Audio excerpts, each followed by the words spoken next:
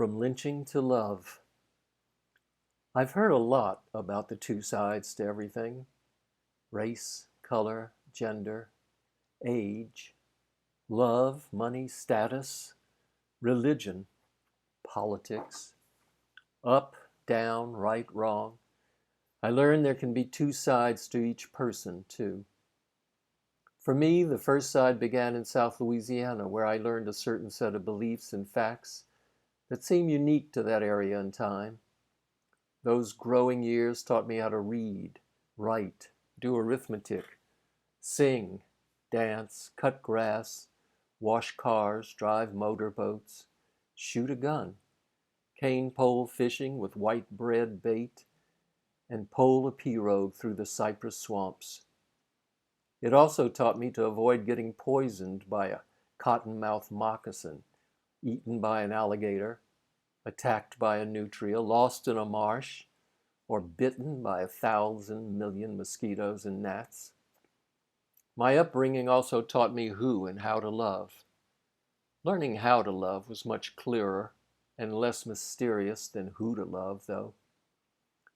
As a Catholic, the Catechism presented teachings instructing me to look up to the heavenly gates above the altar at the Sacred Heart Church and pray for the strength to follow the narrow brick road to get there. That was the path to love, that narrow brick road of many do-nots and too few do's that was so confusing to me, especially in relationship to the road I'd been thrust upon in this life.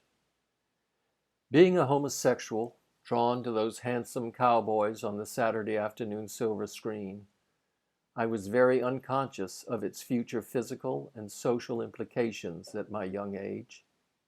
I found that whom I was being attracted to as a love interest, as I matured into puberty, was exactly whom I was taught and had learned I could not be drawn to, should not be drawn to, and do not talk about being drawn to either. Among many of the other things I was taught was to love the stories of the Confederacy. The stories of Robert E. Lee and that nasty bastard Ulysses S. Grant surrounded me. Jeff Davis was a hero and Abe Lincoln was a dictator, etc., etc., etc. The South and how it will rise again were revered and absorbed by my eager and hungry mind. The romance of it all was palpable. The masculine, rebellious sportsman was to be embellished by the soft, articulated speech and gracious manners of the consummate gentleman. The ladies, of course, were mostly virginal, obedient and submissive to the male ethos, and were to be considered as colorful birds in gilded cages, or shunned as fallen and tainted ladies of the night. Either category was to be taken note of only half attentively when serious topics were discussed. Also, they were all white, of course. As I grew, the many things I was taught and absorbed had a profound impact on the way I perceived the variety of people around me and around the globe. The thoughts I formed influenced my views of those people of different colors and cultures, as seen in the National Geographic, for instance. Those same beliefs were also used to construct my judgments and attitudes toward those I saw in the poorer parts of town, on the outskirts and over the tracks. That's where Ruth and John lived. They were colored, and she came a couple of times a week to help Mama with cleaning and cooking, and he came a couple of times a week to help Daddy keep up the yard. Although we let Ruth join us at the table for lunch, when we drove her home, she mostly sat in the back seat of the car. Separate but equal was the way of the day. It was at her and John's home that I saw the first photos with colored people in them. When I was about 10 years old, my father was sitting on the sofa going through some photos he kept in an old metal strongbox. They were mostly of our family or my grandfather's sawmill operations, harvesting the cypress from the swamps, but one photo of a group of 20 or so white men gathered around a small bridge over a bayou slipped out of the pile. There, from one of the bridge supports, was a young, barefoot black male's body, clothed in a white shirt and dark pants, hanging still and silent, with a thick rope holding a white handkerchief much too tightly around his neck.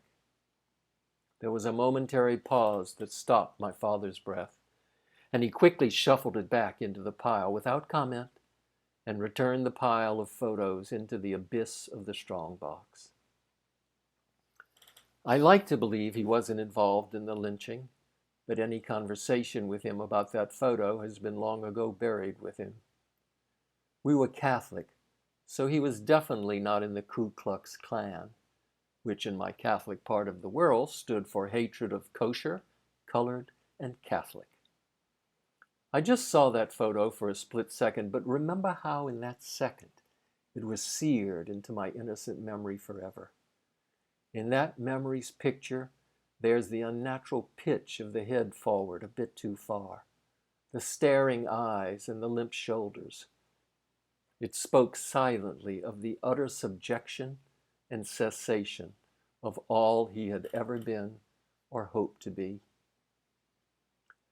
At the time, recall being left with an unexplained feeling of bottomless sadness and fearful confusion for a scene which I could not fathom the meaning of with my inexperienced, very young, white, privileged, and questioning mind. It was later in my teenage years that it became more and more unambiguous as to how the black and white issues were arranged in and around me. I found that understanding to be simple. They have their stuff, and we have ours. They had their school, and we had our school. Their church, and our church. Their part of town, and our part of town. Separate and equal. My church's priest even seemed to assure me that's how God wanted it. At around 11 years old, when puberty hit powerfully, I was in the 6th grade, and since we had moved just out of the city limits, I had to attend a smaller, new school. I tried a bit at sports, football to be precise, but I had little of the aggressive nature in me and took a beating. I kept trying to make friends with some of the boys, but my ideas of playing didn't seem to blend with their ideas. My desire for relations with males rather than females became too clear at one point, and steps had to be taken. One day, after an incident of the inappropriate type, it was made clear to my parents by the principal that I had to have a change of direction, and quickly. In the town, there were a couple of older boys that went to a military boarding school in another state, and it was decided that maybe that would be a place that could correct my errant ways. Daddy had gone to a Catholic boarding school in New Orleans for a time, and it was considered, briefly. I'm sure even Daddy knew better than to send a budding, cute little homosexual to a school run by Catholic brothers and priests. So without much delay, it was arranged for me to attend this school out of town. One day I came home and was met at the back gate by two smiling, almost ecstatic parents asking, "How would you like to go away to school in Tennessee?" I had no idea why or how this was to happen, but the one question that did pop up was, "Does it snow there?"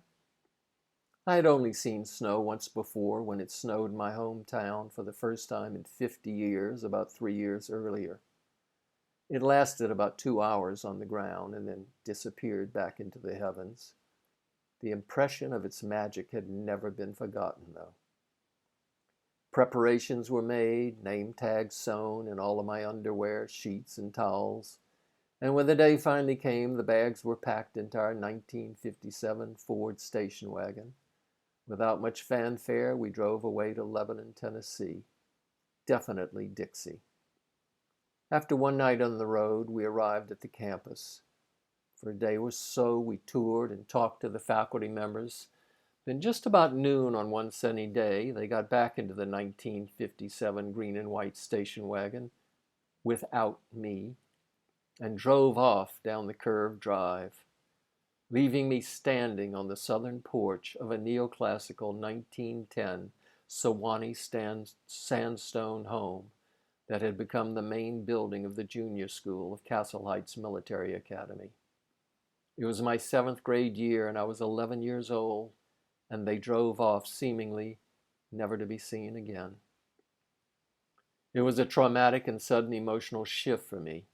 I felt stranded, abandoned, alone and confused. It felt as though the world had turned from color cowboy movies to black and white war movies. They said they loved me, and it would be a good thing for me, so, dutifully, I mustered a way through. I even ended up as one of the leaders of the cadets, both militarily and socially. I now consider it to be one of my best acting roles. Too bad my daddy died in my junior year, and I never got to see me finish with the honors of a straight boy. I stayed there for 6 years, boarding for 9 months out of the year, coming home only for holidays in the summer months, and repressing even the hint of homosexuality. Thus, my connection to the social and racial strains of my hometown in the 50s was lacking. One summer evening, I was invited to go out with 4 friends, only one of which I knew well. Since I had been away, I wasn't up on the latest town cultural and social intricacies. As the evening unfolded and the beer enfolded, I was informed of some tiff that had occurred with some young colored males from the colored school. Peer pressure can be pernicious. We rode around for a while and seemed to be hunting. I naively had no idea of the prey. The driver turned the car onto Railroad Avenue and headed for the projects. That's the part of town where Morgan City's red brick buildings of the welfare people lived. In those days, welfare was synonymous with colored people. As we cruised along, we could see a young black male walking alongside the road. The car slowed up, following along for a while. Some taunting shouts were issued and ignored until the ones in the back seat stuck a bamboo fishing pole out the back window, whacking him across the back. They actually just held it out of the car as the car passed by. It wasn't a deadly blow, for the car was going a slow speed, but enough to sting harshly, hurt, and humiliate him. Laughter followed, and I felt shocked and confused. The memory of that poor colored boy hanging from that bridge flashed painfully through my mind. I had learned at the military school that violence was only for war, and there was no threat present. The entire episode frightened me and turned my stomach inside out. Making up some excuse, I asked to be immediately taken home. I never mentioned it to anyone and never accepted a ride with them again. A couple of days later, I heard that a couple of those boys had gone back on another evening. This time, as they cruised by, they got a surprise. A hard, red clay brick from some bushes along the road crashed through the windshield. Oddly, I never heard another word about it, and also never heard of them returning to that part of town. A year or so later, I got a new car for my high school graduation, and since Louisiana only uses rear license plate, we could put what we wanted on the front. For my shiny new silver 1963 Pontiac Le Mans coupe, I chose a tin Confederate flag, the stars and bars. I was never taught its significance to any but a white consciousness, so its representation was a bit skewed in my mind. The deep significance of the history of pain and oppression it represented to black people was somehow not a topic in my world at the time. I just saw it as a cool design, and yes, it had a strange attraction of pride for me as a member of the South, a card-carrying rebel, clearly distinguishing me from those Yankees. I was unclear if that was meant to be seriously joking or jokingly serious. During spring break in my sophomore college year, a fraternity brother and I drove that car from New Orleans to Denver to see his girlfriend. She had gotten tickets for us and her roommate to see a concert at the Red Rocks Amphitheater. The person performing that evening was someone named Joan Baez. Who? I asked. The amphitheater is way out of town, nestled in the dramatic red rocks that form a natural configuration that gives amazing views, incredible sunsets, and Dolby-like natural acoustics. At the time, I was wearing my button-down polo fraternity boy brain and my down-filled Eddie Bauer heart, and feeling all excited to attend such a grand outdoor venue. During that concert, though, I experienced an otherworldly moment as I listened to a couple of songs I had never heard. We Shall Overcome was the first. I was ready to sign up, but a bit confused as to who or what I was supposed to overcome. The communists, maybe? The second was There But for Fortune. Now that one I understood a bit better, having seen a few drunks stumble out of a fraternity house door. The perplexing words in Joan Baez's heavenly tones tore through me like a lightning strike, piercing through the darkness and striking the red rocks.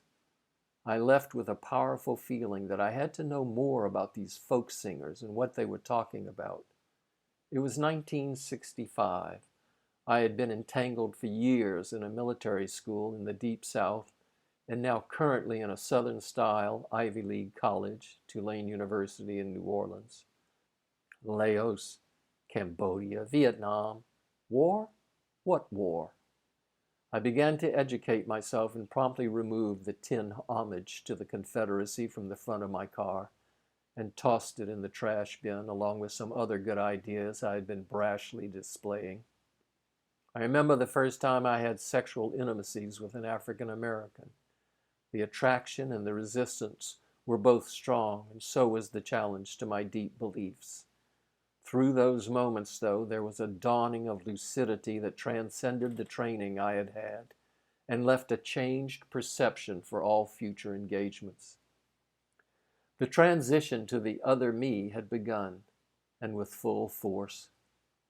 After transferring to the University of Utah for 3 more years, studying theater and a more liberal educational curriculum, I was graduated in 1969 and spent the tumultuous years of the 70s searching for the self I had previously not noticed was missing. I searched in the communes of Southern Oregon and the budding neighborhoods of San Francisco, Los Angeles, and New York City. The 70s were heady in all its various meanings, and I wasn't missing out. The 80s cemented the changes I had amassed in a large dose of stark reality, though. AIDS redefined and explained the meaning of non-discrimination to me. After all, viruses don't discriminate, not even against a privileged white Southern male. In addition, there was a realignment of my understanding of the South and its particular slant on life. And so today I find myself on the other side of who I've been, and I'm looking back with a clearer, more inclusive lens. Like old friends one understands but no longer associates with, I find my two sides continuing to part from each other, leaving one further and further behind, while using the other to help repair the centuries of damage done to the world around me. The South and all its nuances will never leave me, though. That bayou water still flows slowly through my veins, though pumped through a very different heart.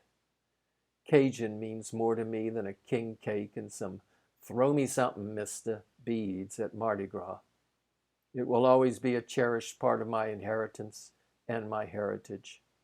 Even with the incredible distance I've put between that culture and me, I can still summon a tear at the mournful strains of Dixie, even when the significance of its sentiment may turn my stomach. Letting go of the past in the hopes of a better tomorrow may never be an easy thing to attempt, but it's a thing that needs to be solidly and audaciously embraced and pursued when it comes clearly along. It has moved me from a mindset that can include lynching to one of pursuing love. I feel I am living all the more complete for doing so. Laissez les bon temps rouler.